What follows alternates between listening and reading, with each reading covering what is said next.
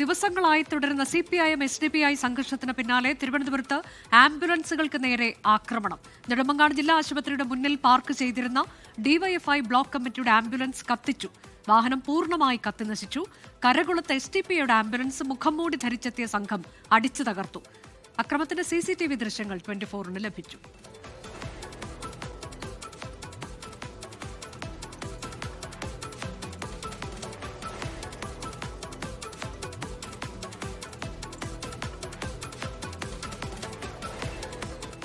റിനു ശ്രീധർ വിവരങ്ങളുമായി. റിനു, കത്തിക്കുന്നു, അടിച്ചു തകർക്കുന്നു, ഇതെല്ലാം ആംബുലൻസിന് നേരെയാണ് എന്നുള്ളതാണ്.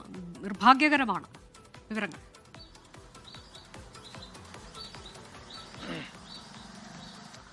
അനുജ, ഏകദേശം 3 ആഴ്ചയോളമായി തിരുവനന്തപുരം കരകുളം പ്രദേശത്ത് CPIM-ഉം അതുപോലെ തന്നെ SDPI പ്രവർത്തകരും തമ്മിൽ സംഘർഷം നിലനിൽക്കുന്നുണ്ട്.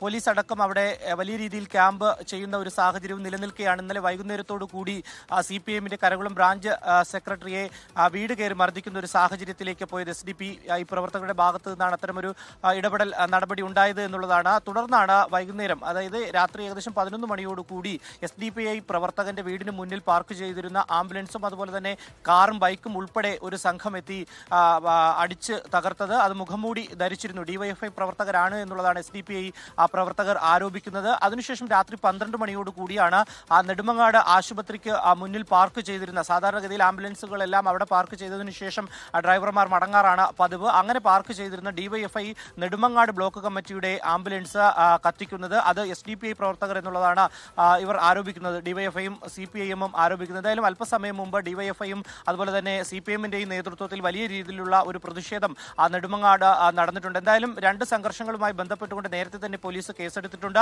ഈ ആംബുലൻസ് അടിച്ചു തകർത്തതുമായി ബന്ധപ്പെട്ടുകൊണ്ട് നെടുമങ്ങാട് പോലീസ് നിലവിൽ ഇപ്പോൾ കേസ് എടുത്തിട്ടുണ്ട്. മന്ത്രി GR അനിൽ ഉൾപ്പെടെ, അദ്ദേഹത്തിന്റെ മണ്ഡലം കൂടിയാണ്, GR അനിൽ ഉൾപ്പെടെ സ്ഥലത്തെത്തി ഈ സംഘർഷങ്ങൾ വിലയിരുത്തുകയും സ്ഥലം സന്ദർശിക്കുകയും ചെയ്തിട്ടുണ്ട്. അനുജ, ലോകത്തെവിടെയായാലും ഏത് സമയത്തും 24 വാർത്തകളും ഓഗ്മെന്റഡ് റിയാലിറ്റി പാക്കേജുകളും എക്സ്പ്ലെയിനറുകളും വിശദമായി കാണാൻ ഞങ്ങളുടെ YouTube ചാനൽ നിങ്ങൾക്ക് സബ്സ്ക്രൈബ് ചെയ്യാം.